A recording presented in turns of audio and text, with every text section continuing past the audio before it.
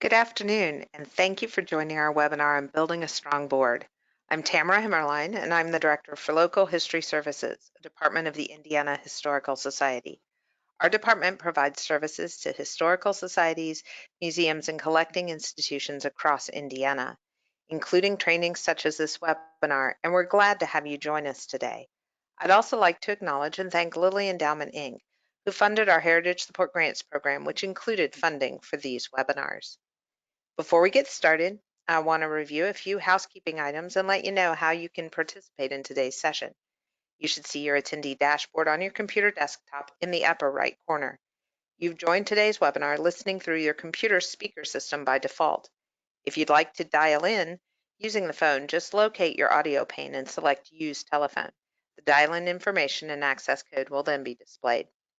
We'll do a Q&A session at the end of the webinar, but you also have the ability to ask questions using your questions pane. Simply type in your question and click send. I'll be monitoring for questions as we go, but in case I miss your question, resend it during the Q&A time and I'll answer it then.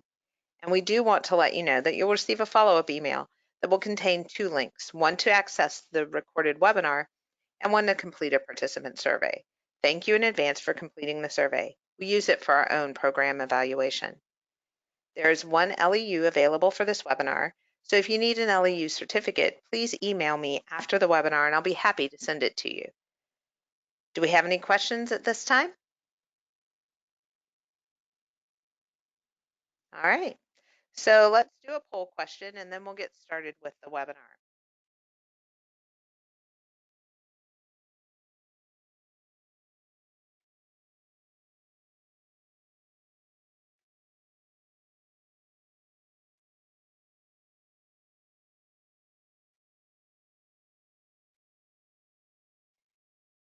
All right, so we're asking how many people at your organization are attending or watching this webinar with you?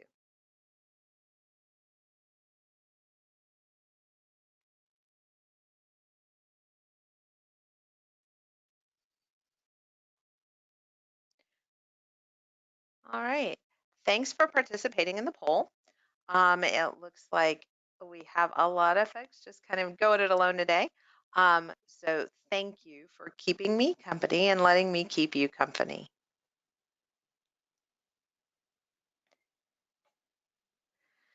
So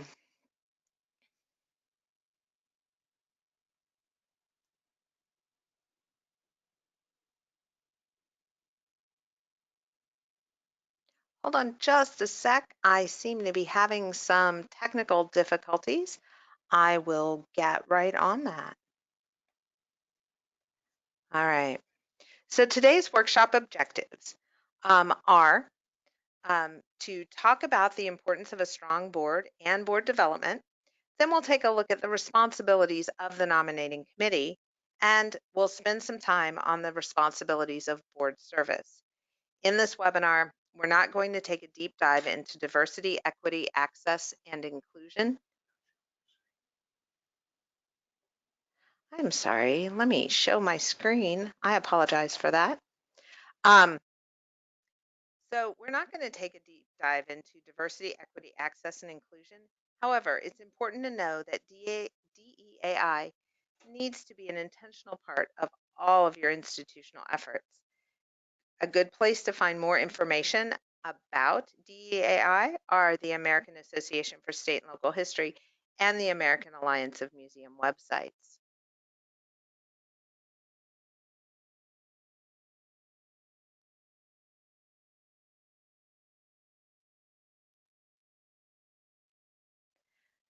So today we're going to talk about the importance of a strong board. Please bear with me. I'm still having some difficulty sharing my screen. Hold on while I fix that. I'm going to pause my audio for just a sec.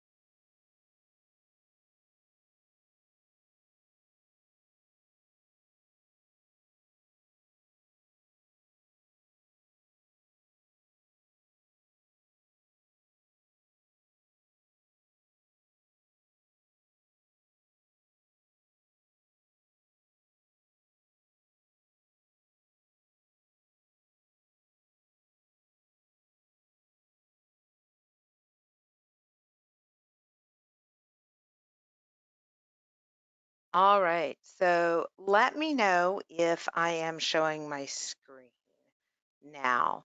And thank you for your patience. I apologize for that. So when we're looking at a board, they are the they are the group of folks who are in charge of governing your organization for deciding the path that it's going to take. And a strong board really um, leads to the and sustainability of your organization. I'm going to start with this idea. Um, of clubs versus service organizations because organizations, like individuals, have ups and downs. A lot of times an organization begins because a group of folks are passionate about something or see a need that isn't being filled, and they join together to work on a project. There's a lot of enthusiasm, and very often a lot of things get done. You may see tremendous periods of growth and expansion of all types. After that initial explosion of activity, the group starts to settle in. They develop organizational habits, form connections that are internal and external, and then begin to go about their business. Over time, that settling in can lead to a narrowing of focus and movement away from looking outward and movement toward the clubby end of the spectrum. So if you look at the slide, you'll see some of the broad brush characteristics of clubs versus service organizations.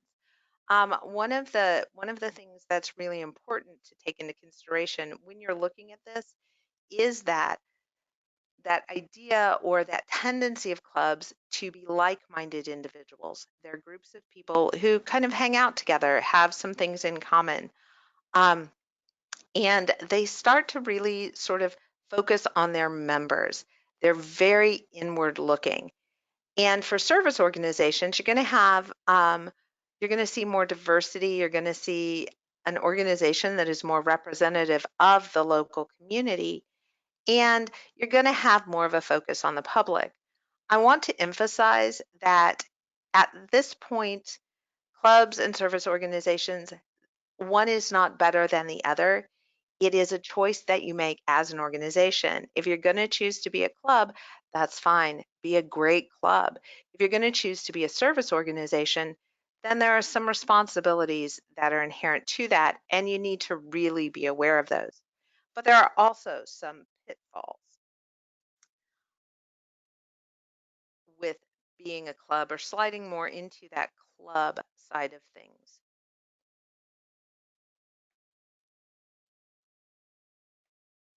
So, when you start sliding into that club side of things, that's when you're kind of going to get that perception that you're a hobby. You're maybe perceived as less of an asset to the community.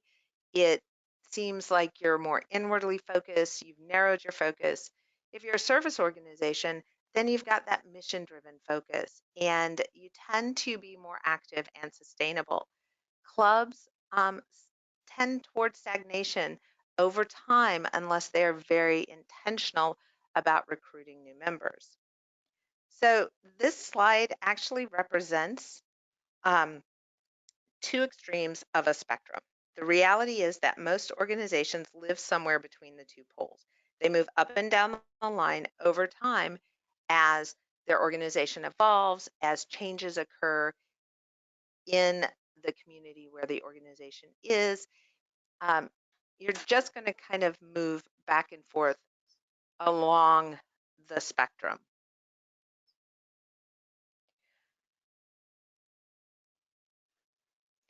Problems begin to occur when an organization slides too far in the direction of a club. This can happen gradually without anyone noticing until the situation turns dire. At the point that an organization realizes no one is replacing members and that the organization has fallen from the community's radar, it is often much closer to the club end of the spectrum. And it is also in danger of closing.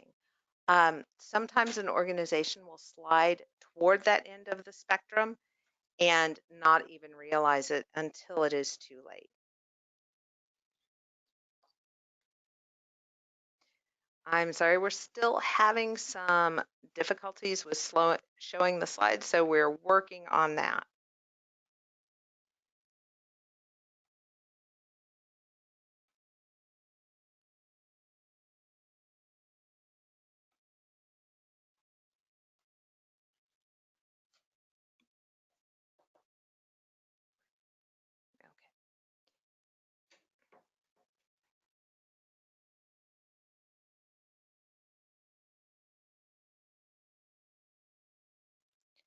All right. Hopefully we've got this fixed. I am so sorry about the problems we're having today. All right. So now we're going to talk about the nominating committee. Oh, I'm sorry. So I want to let you know that a strong board um, can make sure that the organization stays closer to the service organization side. The board ensures the health of the organization. The members understand what it means to provide nonprofit governance. They focus on service to communities outside their doors, outside of their organization. They constantly check and double check to be sure that the organization is mission driven, has sufficient resources to fulfill the mission, and follows the rules governing nonprofits. And they work to put individuals in place at all levels of the organization who can effectively fulfill that mission and be of service to the community.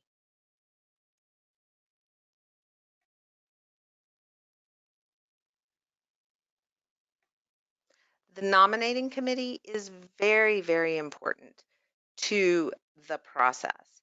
So, in many organizations, the nominating committee is formed after someone has an oh no moment and realizes that the bylaws state that elections should take place in the next couple of months. I imagine a lot of us have been in the meeting where the board president has asked for volunteers to serve on the committee. It's the one where everyone looks down and becomes terribly interested in the table and the carpet or their hands until a few folks decide to raise their hands. They get thanked and they're sent out into the world to find board members. That's the opposite of how the committee should be formed, and it doesn't lead to an effective and strong board. So, the nominating committee is the most important board committee. It's the key to a strong board and an effective organization. The folks on the committee are responsible for selecting and recruiting the best individuals to guide the organization into its future. The members of the nominating committee should be people who understand the importance of their task. They should be willing to work year round on the process of building the best board possible and to maintain the quality of the board. It's not one-off work. It's not that sort of, hey, we need a nominating committee moment, and then folks work for a month or two or a week or two. It really is a year-round job. The committee should be made up of people who have the best interests of the organization at heart and who can see beyond personal loyalties and personal agendas. It takes courage. Sometimes the committee has to make hard decisions about whether board members should be asked to continue to serve a second term. The nominating committee should understand what it is allowed to do, and it should be empowered by the bylaws to carry out its duties and have the support of the current board membership or board leadership. The duties of the nominating committee um, are there are actually quite a few, and so everybody on the nominating committee should understand what they're getting themselves into. Time should be set aside at the board orientation or at board meetings to go over the responsibilities of the nominating committee and to ask board members to, before asking board members to serve on it. Board leadership should remind everyone that the committee discusses and evaluates current board members and potential candidates for the board. This discussion has to be open, frank, and honest. You don't want to be in the position of blindsiding anyone with expectations of nominating committee service. At the first committee meeting, guidelines should be discussed and decided on. The committee chair needs to be sure that there are reminders of the importance of the committee's work and responsibilities frequently throughout the process. Committee members should also be reminded that discussions are confidential and that violating the confidentiality may result in removal from the committee. The first step in their discussions should be to inventory the current board and assess the needs of the board and the organization. Those needs may change from year to year. Actually, they certainly will change from year to year as the organization matures and the environment around it changes. The nominating committee should develop criteria for new board members. They should think about what attributes and characteristics people should have to qualify for the board. Are they passionate? Do potential board members reflect the communities the organization serves? Do they have community connections? Do they have an ability and a willingness to raise money? Is there an interest in the mission of the organization? The nominating committee will need to identify candidates from the community and/or membership and cultivate the candidates. They should actively seek to diversify the board. Don't just give lip service to diversity, equity, access, and inclusion. The nominating committee should wholeheartedly embrace it and intentionally work towards a board that will make DEI a main priority of the organization. They'll also work to recruit the candidates, and then once they've got those folks in place, they'll work with others at the organization to provide training and orientation. When you're thinking about criteria for board members, the committee should look at all of the organizational information available to them, including bylaws, long-range plans, policies, procedures, basically anything that has to do with the governance of the organization.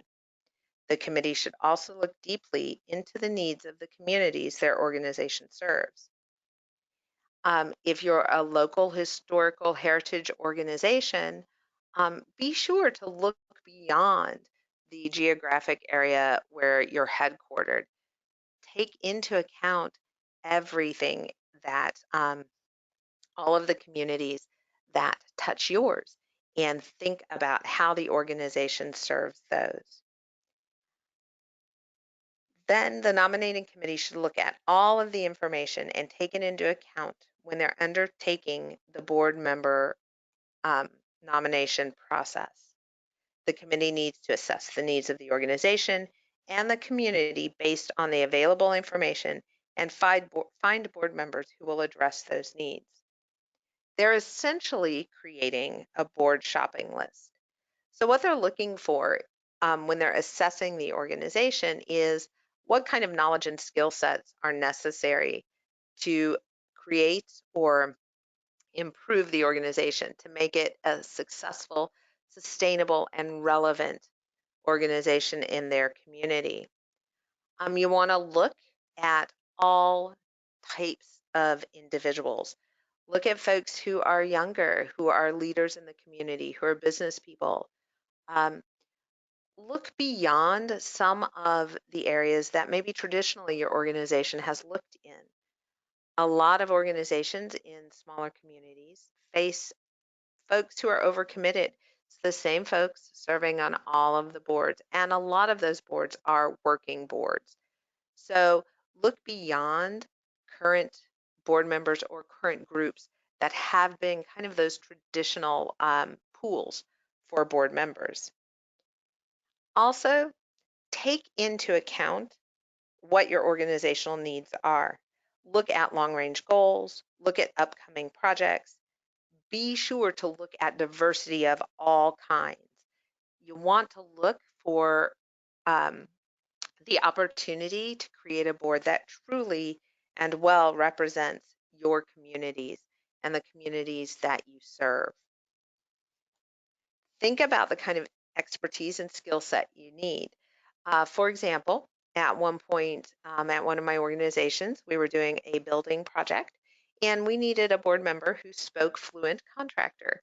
So we purposely talked to folks in our community who wouldn't be interested in taking on the project, but would be willing to help us as questions arose or decisions needed to be made that maybe there wasn't anybody on the board or staff or any of the volunteers who really could look at talking to contractors and translating our needs into contractor speak. When you are identifying prospective board members, once that committee has developed the shopping list, they'll have to begin to identify individuals who fit the criteria. And it's not enough to just look for people who like history. It used to be that the nominating committee asked current board members for suggestions and added a few of their own. This led often to boards that were self-perpetuating. Board members will often suggest folks from their own communities, from their own other organizations, the people that they talk to a lot and feel most comfortable around. And sometimes that leads to a board that is not diverse. And so what you want to do is you want to branch out from your current board members. Certainly ask them for suggestions, but don't rely on those suggestions as the main pool that you're going to be pulling new board members from. Look at your committees for possible candidates. Committees are often good training grounds for board members. Ask committee chairs, ask the other folks who serve on the committee, what happened? How did that prospective board member function as part of the committee? Did they listen? Were they open to suggestions of others? Were they willing to take initiative? Look at the things that you need and formulate some questions that get you the information about that prospective board member. Also, don't just read the newspaper for the news or go on your community social media. Whatever place your community is communicating its news, look beyond that. Look aside from news posts, look at organizational posts, look at different areas where you're finding people mentioned or finding other organizations mentioned. Be sure to look at the boards and volunteers of other nonprofits, but don't poach. There may be people who are already engaged in service to the community, and when their tenure ends on those particular boards, they might be good prospective board members for your board. Their prior board service may dovetail or may in some way connect to the mission of your organization, and they go bring an outside perspective. So maybe it wasn't a heritage organization, maybe it was a more purely social service organization. Look at those folks because they're going to bring some different insights and skill sets to your organization. Be sure to check their nonprofit references. Just because they served on a board doesn't mean they're automatically a good fit for the board of your organization, even if they were excellent board members at that other one. You want to look for connections or points of contact with your mission, but you want to make sure that they can be passionate about your mission, that they can sort of switch gears from prior boards. The committee needs to develop a rolling list of potential candidates. And then prioritize them. They'll need to pass that list on to the next iteration of the nominating committee. And it's very kind to your peers to give them a little bit of a boost by laying the foundation for their work. When you're cultivating prospects, it has a lot to do with developing relationships and communicating with those prospects. The initial step might be to invite the person to one of your programs. You might begin by introducing yourself to them at other community events. Remember that committee members should go outside of their normal comfort zones and traditional partnerships to intentionally look for diversity. And when I talk about diversity, I encourage you to think beyond visible diversities. Look at all kinds of socioeconomic diversity, look at generational diversity, really strive for a board that has a lot of different folks on it, because that will make your organization stronger. It will enrich what you do because you're bringing all of those different points of view onto your board, and those are the folks who are going to be helping make decisions about the future of your organization. When you talk to those prospects, when you're cultivating those prospects, attempt to determine their interest in serving in the nonprofit sector. It can be, it's a different kind of place to be for a lot of people. Um, when we're looking at board members as, or when we're looking at business people as prospective board members, they may not have a lot of experience in the nonprofit world. And so you kind of have to suss that out to see if they're willing to take on all of the things that make nonprofits nonprofits. If they seem open to the idea, try to determine whether your organization might be the place for them. One of the things may be to look at your committees and see if there's a slot on the committee that would work for them. You get to sort of try them out, they get to try you out, and maybe at the end of that committee service, they say, this really isn't the organization for me. I've enjoyed working with you, but I'm good. They may also say, hey, if you ever have a board spot open, I'd be really happy to serve on your board. As you get to know them better, try and figure out whether they truly have the time to serve. For example, a retired person might seem to have the time, but you might discover that they are heading to Florida every winter. And if that is sort of a very intense time for your organization, then maybe they're not the best board member at that time. Finally, give some thought to how they might best serve the organization and have an honest discussion with them about that. Be honest about the skill sets and knowledge that you're looking for, and encourage them to be honest about what they can bring to board service. Then you're on to recruiting the board members. Once a prospective board member has been identified and you've built a relationship, you're ready to make the ask. There is a lot that is sort of common in the nominating committee's job and a fundraising committee's job. You're establishing a relationship, you're identifying prospects, you're cultivating the prospects, and then you have to make the ask. Remember, it's essential to convey that service on the board is an important position, and the nominating committee needs to be able to provide information about what it means to serve on that particular board at that particular time. Be clear about expectations and commitments of all time. The time they're expected to spend, financial support, uh, the kinds of work that they'll be expected to do, attendance at meetings and events. Be really honest. I encourage everybody to come up with a job description for board members, and in that job description, really include some concrete information about the time that they'll be expected to spend.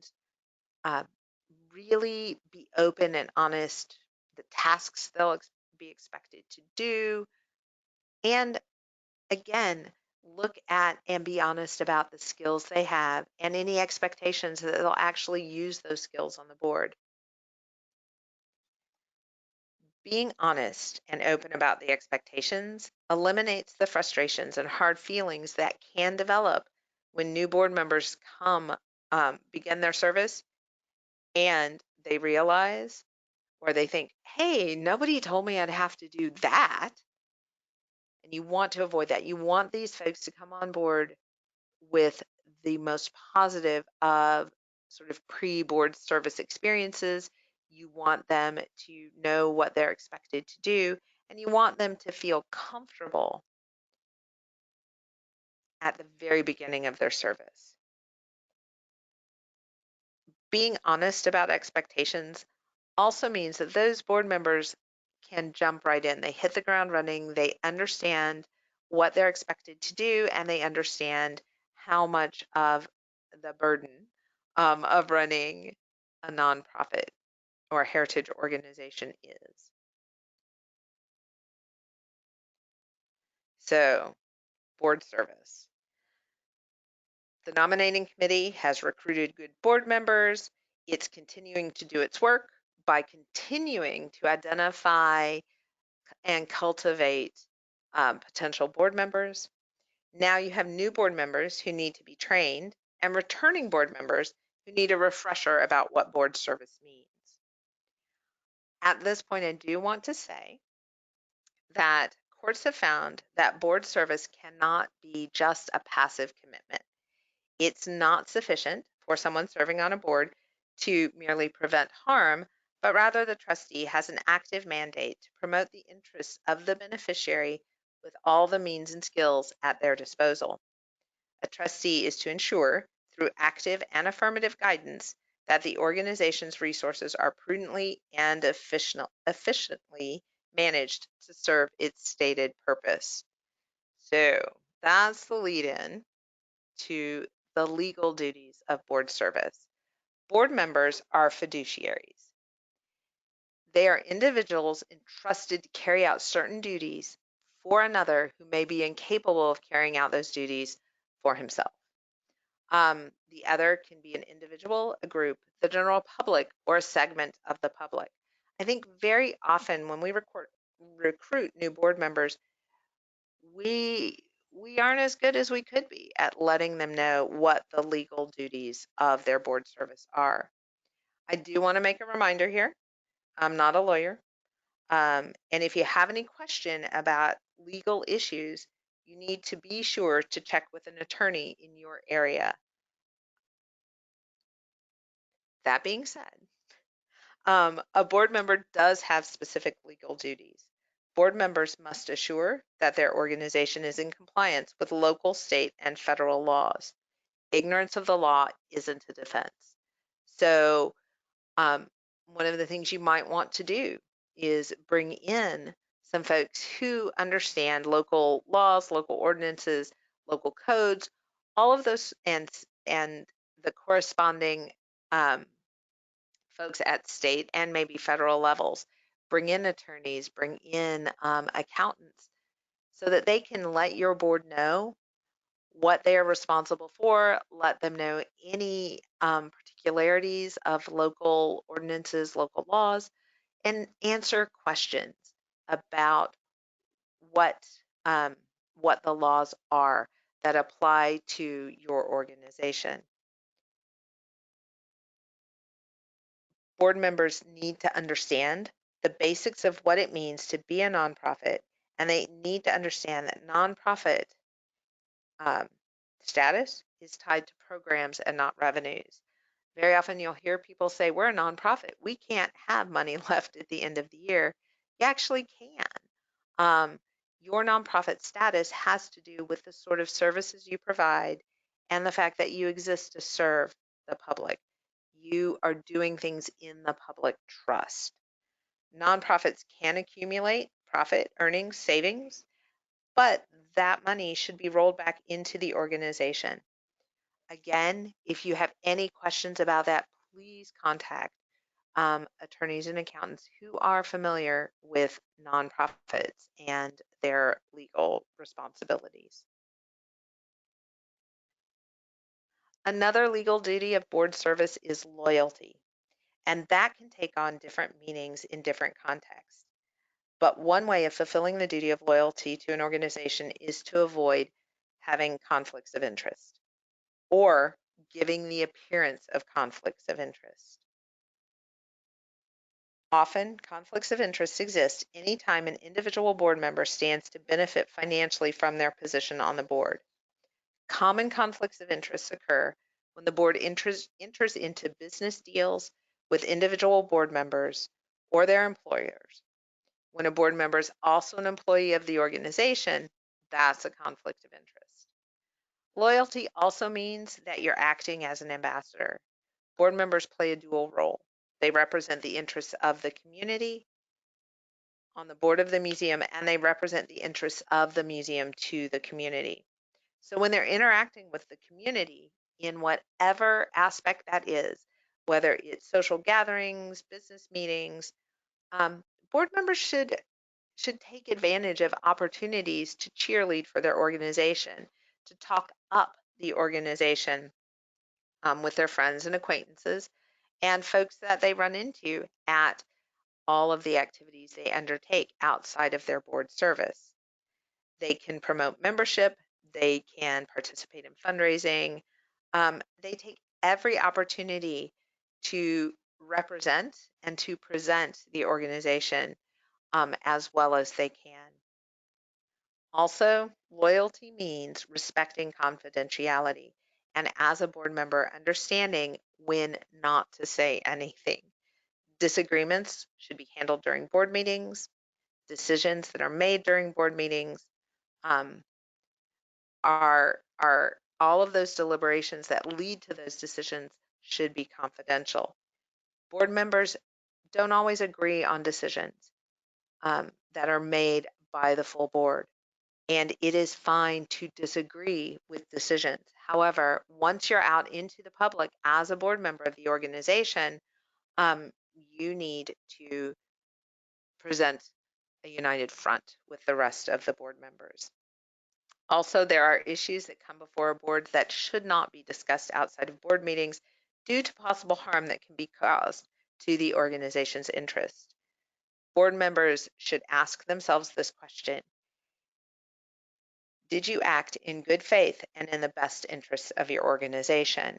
If you say yes, if your board members can say yes, then they have met their legal duty of loyalty. There are also legal duties of care. A board member should know and thoroughly understand the mission of the organization. Everybody should be familiar with the mission statement. They should be able to say it or paraphrase it uh, faithfully, and really be able to look at that mission statement as they're having discussions, board discussions, as they're making decisions for the organization. They should be able to know whether those discussions, whether those topics relate back to the mission. And the only way they can do that is to really be familiar with and understand the mission.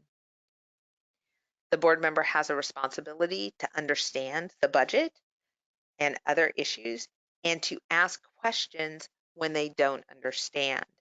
It is actually vitally important for board members to feel comfortable asking questions. They should be encouraged to ask questions. Um, it's not about avoiding conflict by being quiet. It is about best serving the organization by asking appropriate questions to help guide good board decision making. A board member has the responsibility to read all the materials sent to them prior to a board meeting so that they can be familiar with the issues that are going to be discussed. If a board member doesn't read information sent to them prior to meetings, it'll be difficult for them to participate fully and really make good decisions. If in the board meeting, folks have to recap information, if you have to go over that information that was already sent beforehand, you're using valuable time up. And instead of spending time on really discussing the issues and thinking through decisions, you're spending time going over stuff that board members really should have read beforehand. They should be willing to spend time at the organization, bring visitors, attend events, help with activities, because those board members will be making decisions about the operations or that affect the operations of the organization. So being there, seeing how it's run, that's really important so that they know how to make good decisions, or they have more information to make good decisions.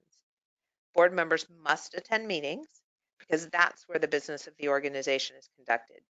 A board member can't exercise their duty of care unless they participate in decision making.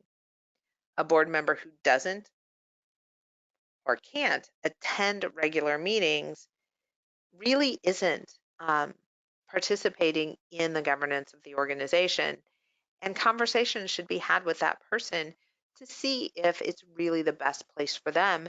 And sometimes those board members need to be asked to leave the board, or they're not asked to serve another term. Board members should also use their own best judgment on behalf of the organization. They need to think for themselves and make wise decisions, and think about why they were asked to serve, and think about those expectations that were made clear to them, and bring that to bear in the decision-making process. A good board member is active and participates, but recognizes that other folks can disagree and that discussion is important. They need to be willing to listen, to hear, and to understand or work to understand what other folks are on the board are saying. And other folks in the community or the staff and volunteers, they really have to be willing to take the perspective of others into account. Board members should be willing to lead, not just serve. Um, they should try to inform themselves about the history of the organization, know as much as they can about that history, and think about how that history informs where the organization is currently. Long-range planning is a basic responsibility of all boards. The long-range plan provides the roadmap for the organization and is increasingly important as funders and other stakeholders look for organizational sustainability and relevance of our organizations. Board members should seek to have a basic knowledge of the professional standards of the fields that their organization is part of. They'll have to be making decisions in the case of museums about collection management, exhibit design, access policies, and a lot of other issues involved in the operation of a museum. So they need to have at least a basic knowledge of professional standards, and board leadership should be aware and work to provide training on those professional standards. The board members should understand the respective roles of board staff and volunteers. And in organizations where board members also work as volunteers, they need to understand which hat they're wearing at any given time and conduct themselves accordingly, especially when they're interacting with the organization's director or other staff and volunteers. A good way for a board member to check whether they are doing a good job with the duty of care is to ask, did you act as any prudent person would in the same situation? If you answer yes, or if your board members can answer yes, then they've done a good job with their duty of care. I also want to note that you need to do frequent checks on these legal duties. Boards need to do board assessments. They need to constantly see how they're doing as board members and how the board is doing as a whole. There are all kinds of assessments available online. And really, I would say that the board needs to evaluate and assess itself and its performance annually. Think about doing that before you bring new board members on, and have the nominating committee be part of that process, because that board assessment, those board evaluations, will help them know what the needs of the organization are and add to that board shopping list. So here are some of the basic responsibilities of board service.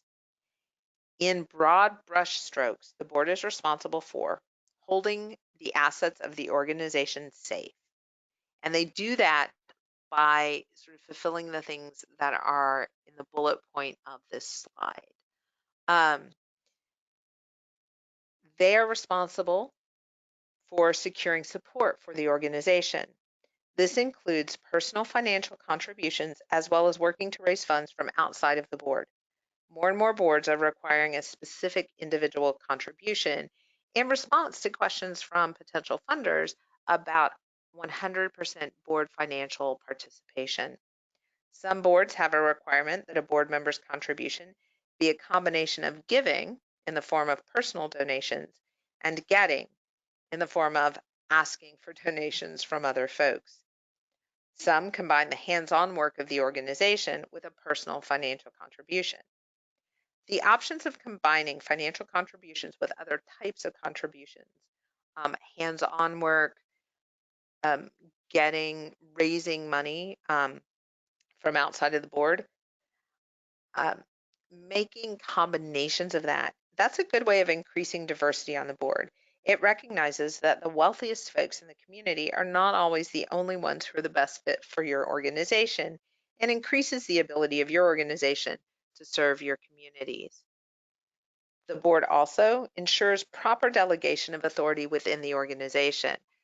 That's sort of knowing who is responsible for what hats board members are wearing, what hats staff and volunteers are wearing, and understanding that there are differences in responsibilities and tasks that folks do. The board also needs to set policies that advance the organization's stated purpose. Board policies or organizational policies are things that are approved by the board. The board is not solely responsible for creating them and developing them. The board should work with staff and volunteers, other stakeholders to develop plans and policies for the organization. But in the end, those plans and policies are board approved. And when revision is necessary, the board reviews them, goes back, works with those stakeholders again to make the necessary revisions, and then goes back to approve the revised plans and policies. As you're working, when you bring these new folks on board, or when you're refreshing current board members, you need to think in terms of regular board orientation. I would recommend having board orientation at the beginning of the year, if that's when your board turnover happens, but at the meeting where all of the new board members and the returning board members can get together and share information. Returning board members can mentor new board members, they can answer questions, they can talk about the history of the organization. So at the board orientation, you should provide your new and returning board members with your mission statement, your vision statement, if that's available. They should get a history of the organization. They should get something that talks about what the organizational structure is. And when I say organizational structure, I mean that whether you have paid staff or whether your organization is part or all volunteer run, make sure that there is some sort of structure saying who reports to whom and who does what. And that should get communicated to the full board. Make sure that they understand the legal duties of board service. This is a good opportunity to bring in an attorney, an accountant, folks who are very knowledgeable about the law as it applies to nonprofit at all levels, local, state, and federal. Ask somebody to come in who can talk about what it means to be a museum, to be a historical society, to be any kind of heritage organization, and have them explain it to the board.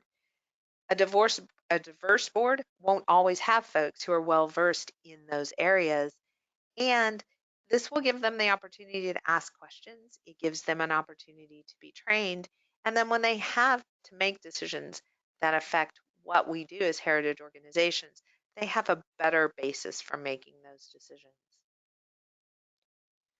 They should get job descriptions, including board, staff, volunteers, committees. Any group or any individual who does something at the organization in an official capacity should have a written job description, and the board should have those so that they understand who is doing what and what it takes to run the organization. They should get a list of upcoming meeting dates, times, places. Those can be reviewed or revised as necessary because I know things change, but give them a lot of advance notice. Provide them with that information at the beginning, and then let them know if things change. But at least then they can get stuff on their calendar early enough to work around it and make sure that they are fully participating in the affairs of the organization. Let them know what the sources of support are and explain what that means. So if you have an endowment, if you know, have somebody talk to them about earned income, have somebody talk to them about investment strategies. Be honest about where the money to run the organization is coming from and communicate that to the board. Make sure they have a budget. It can be helpful to give them a couple of years, past years of the budget, not just the current budget. Give them information about personnel, key paid or unpaid staff. Make sure that they have access to the long range plan or any other plans and the major policies of the organization. You want them to go in this board orientation, you want to give them as much information as possible. This is where you're laying the foundation for their future decision making, and you're making sure that they have the tools necessary to do the best job that they can. Um, Build in plenty of time for teaching and asking questions. Bring in other folks from the community to talk to them about what nonprofits in the community do, what is happening in the community, what trends are going on. Don't skimp on the board orientation. Really make it as complete as possible, because you're going to have a stronger board if they have more information and they're going to make better decisions. Finally, I want to say a little bit about the key takeaways of the webinar. Board development goes beyond asking people to serve. It really is something that is very important and should be ongoing in your institution. It should be an identification, cultivation, and recruitment process, and then there should be ongoing training in addition to that initial orientation. So creating a stronger board means constantly keeping your eye on what the board needs to know, what is changing. It really is part of, should be part of the long range plan of your organization. Build it in, build that board development in.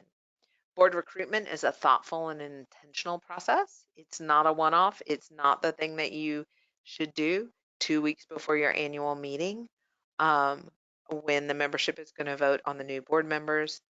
And board service truly is a serious responsibility. It is work, but it's good work and it's fulfilling work. Make sure folks know when they agree to serve on your board that it's serious work. I want to thank folks at the American Association for State and Local History and the STEPS program, as well as all of my colleagues whose work has helped form a foundation for this webinar. And I want to ask if you have any questions at this point.